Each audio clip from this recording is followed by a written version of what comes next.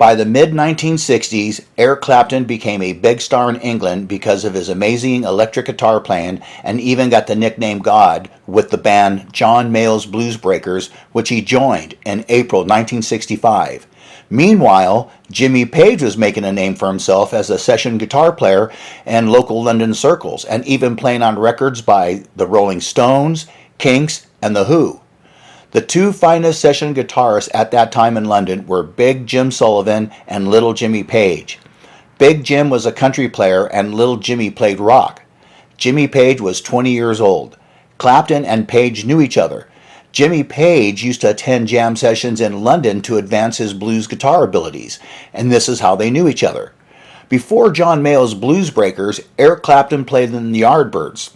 He joined the band in October 1963, but in 1965 he was unhappy with the commercial hit For Your Love and the band's new creative direction and quit the day that single was released. Clapton recommended the Yardbirds hire Jimmy Page, an amazing rock player and successful session man, as his replacement. But Jimmy Page turned down the gig.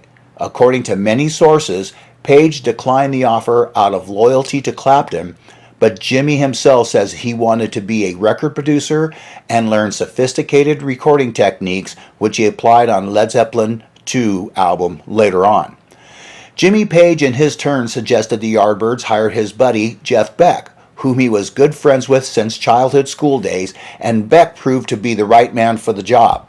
So Jimmy Page went on to work as a record producer, while Eric Clapton joined John Mayall's Blues Breakers and became a guitar god. Actually, in the 1960s, when Clapton was playing with John Mayall's Blues Breakers, a fan sprayed graffiti in Islington which read, "Clapton is God." A photographer snapped the image, and thus the Clapton legend began growing. In 2020, Jimmy Page revealed on his Instagram account that on June 19, 1965, he went to see Eric Clapton performing with John Mayall and the Blues Breakers at the Pontiac Club in London. According to Page, Eric Clapton demonstrated magnificent mastery of the blues guitar. After the concert, Jimmy Page went up to Eric Clapton and said, "I work as a producer now. Come and check out my recordings. The sound I get from my Simon recording is really cool. Come check it out. You can stay at my house in Epsom if you like, and we could jam together." Well, some websites claims that it was first time Jimmy Page saw Eric Clapton play live, which is not true. Of course, they had known each other before that event and had already seen each other's guitar playing. So Eric Clapton came and stayed at Page's house. They jammed together, and Jimmy Page recorded the session. On those recordings, Page and Clapton played with heavy distortion over blues figures, plugging directly into a recording machine without amplifiers. Jimmy says, "We played together and tracks surfaced on Blues Anytime series on Immediate Records. I went on to produce I'm Your Witch Doctor and Telephone Blues with Mayall and Clapton, as well as Sitting on Top of the World and Double Crossing Time." In Page's words, he, Clapton, and Beck were arch buddies in those days. Clapton and Page were close enough. Page became friends with Clapton primarily through a mutual love of blues and working together. Jimmy engineered and produced many Clapton, John Mayall's Blues Breakers with Clapton studio sessions. Jimmy Page revealed that when he was working in the studio with Eric Clapton and John Mayall, he was producing the single Witch Doctor, Telephone Blues, which was released in September 1965 on Immediate Records. It was recorded at Pi Studios with jazzer Huey Flint on drums, John McVie on bass, John Mayall on keyboards and vocals, with Eric Clapton on guitar. Jimmy Page recalls, "When Witch Doctor came to be overdubbed, Eric had this idea to put the feedback well over the top. I was with him in the studio as he set this up. When I got back into the control room and told the engineer to record the overdub. About 2/3 of the way through, the engineer pulled the faders down and said, 'The guitarist is impossible to record.' I guess his technical ethics were compromised by the signal that was putting the meters into the red. I suggested that he got on with his job and leave that decision to me. Eric's solo on Telephone Blues was just superb. I would like to have seen Ainsley Dunbar on drums in the studio for Witch Doctor. I also produced Sitting on Top of the World, showing John Mayall's blues to the top 20 ambitions, and Double Crossing Time, an ironic title, as the next time I heard of them, they are in the very capable hands of Mike Vernon, famed blues producer. It was a good move. Eric left the Yardbirds because they had top 20 aspirations. However, the Clapton-Page relationship went bad shortly thereafter. Actually, in 1965, Jimmy Page had been hired by Stone's manager Andrew Loog Oldham to act as house producer and A&R man for the newly formed Immediate Records label, which allowed him to play on and or produce tracks by John Mayall, Nico, Chris Farlow, Twice as Much, and Clapton. Immediate Records was a British record label, started in 1965 by the Rolling Stones manager Andrew Loog Oldham and his business partner Tony Calder, and concentrating on the London-based blues and R&B scene.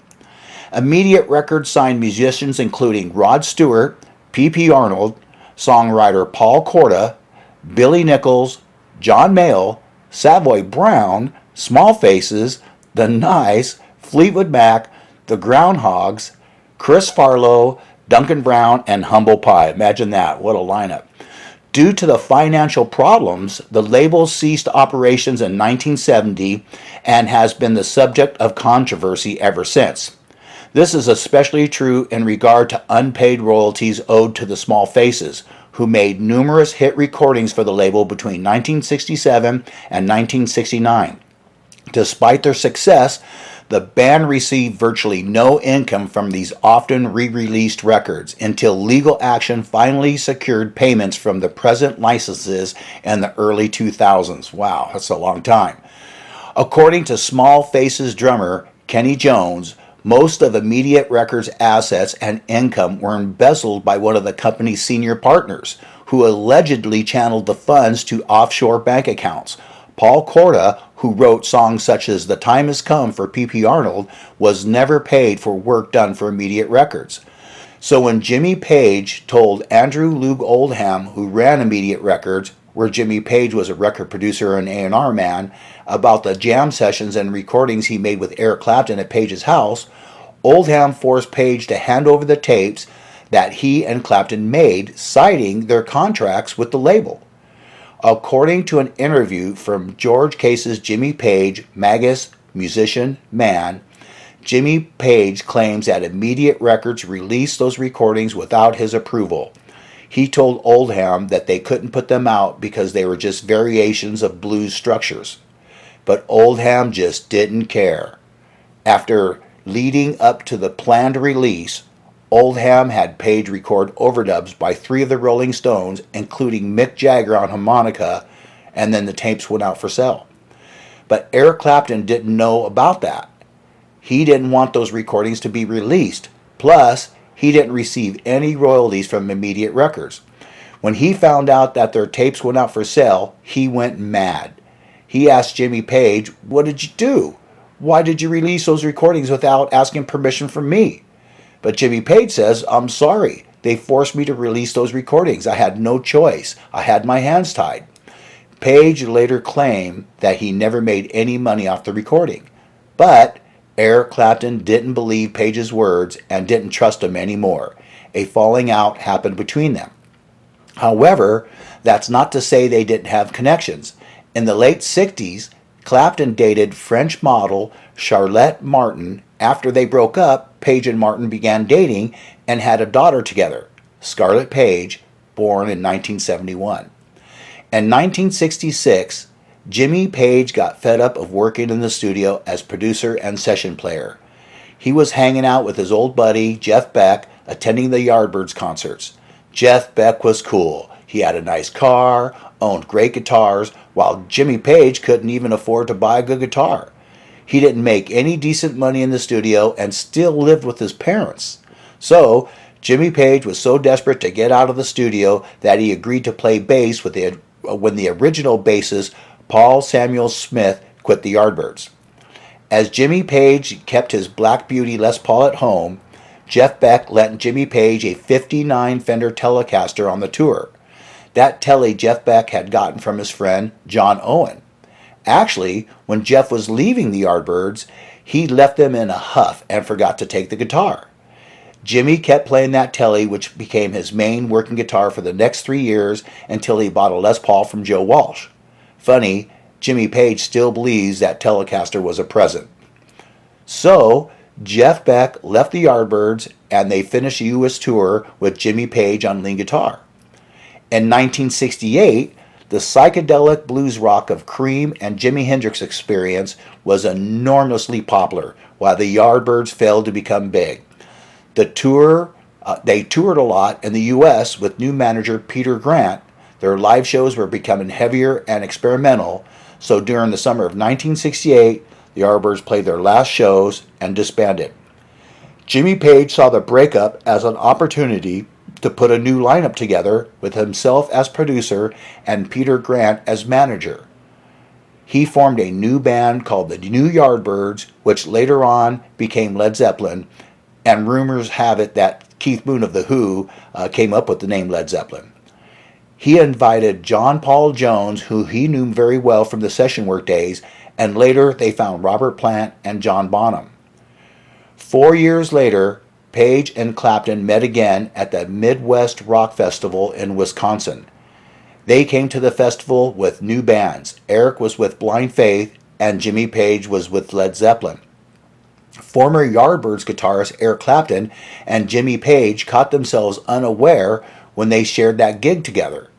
The show happened on the 25th of July, 1969 at the State Fair Grounds in West Allis, Wisconsin. However, Eric Clapton says he wasn't impressed when he saw Led Zeppelin's performance. Led Zeppelin played some Yardbirds classic like Train Kept A-Rolling, a new song, Dazed and Confused, and they closed it with Communication Breakdown. This is what Eric Clapton commented on Led Zeppelin's performance. They were very loud. I thought it was unnecessarily loud. I liked some of it, I really did like some of it, but a lot of it was just too much. They overemphasized whatever point they were making, I thought. Jimmy Page, in turn, didn't manage to catch Clapton's performance in Blind Faith. After Led Zeppelin II's release, Page commented, "Clapton's a very tasteful player. I haven't seen him play since John Mayall days. I didn't see Cream. I didn't see Blind Faith shows. That day is over, isn't it? Everybody says so." Actually, when Jimmy Page formed Led Zeppelin, he stopped listening to other guitarists. He didn't want to get influenced. In a '70 interview, Jimmy Page said, "I don't listen to current guitarists, whether that sounds right or not." The most influential guitar players in those days were Eric Clapton and Jimi Hendrix. When Jimi Hendrix came to London in 1966 and showed his incredible talent, Eric Clapton was shocked. But then they became good friends. They often played together on stage in London and New York. Clapton even bought a present for Jimmy, a left-handed Fender Stratocaster, but he never gave it to him because Jimmy died the night before. So Jimmy Page stayed away from Clapton and Hendrix music because he wanted Led Zeppelin to have a unique sound. He didn't want to borrow their ideas, and Jimmy Page explains, "I thought if I started to listen to everybody else like Eric and Jimmy, then I'd get bogged down with their ideas and start nicking their phrases, which I probably did do subconsciously, and I think everybody does." According to Page, that's what happened to Clapton and Hendrix in earlier years. Jimmy Page says you can hear Eric's phrases coming out on Jimmy's albums, and you can hear Hendrix's phrases coming out of Eric's records. Jimmy Page actually preferred listening to acoustic music. His favorite was Scottish legend Bert Jansch. And Jimmy Page did play acoustic guitar a lot back in the day. It was a beautiful mixture of blues, Indian, folk, and classical music. Jimmy Page is an amazing acoustic guitar player. Check out his acoustic work on YouTube. As for me, his best performance is a rare TV appearance by Jimmy Page on the Julie Felix Show from April 23rd, 1970. Jimmy performs a beautiful acoustic version of White Summer. Brilliant work. Jimmy Page always had a respect for Eric Clapton, calling him a very tasteful player. But Jimmy Page said the greatest guitarist of all time is Jimi Hendrix. Former Yardbirds guitarist and old buddies Jimmy Page Eric Clapton and Jeff Beck got together to play at Ronnie Lane's concert, which took place at the Royal Albert Hall on September 20th, 1983. The concert was Ronnie Lane's appeal for action into research for multiple sclerosis. Ronnie Lane was an English musician, songwriter, and producer, who is best known as the bass guitarist and founding member of the prominent English rock and roll band Small Faces from 1965 to 1969 and subsequently Faces from 1969 to 1973. In 1994, Ronnie and his wife Susan moved to the small town of Trinidad, Colorado, as Ronnie had some serious health problems. Jimmy Page, Rod Stewart, and Ronnie Wood funded his medical care as no royalties from Small Faces' work were forthcoming. 3 years later, Ronnie Lane got pneumonia and died on June 4, 1997. During the Ronnie Lane benefit concert tour, the Rolling Stone magazine asked Eric Clapton about his relationship with Jimmy Page and Jeff Beck, and this is what Eric Clapton said: "I think their characters have become very clear. They have become compounded."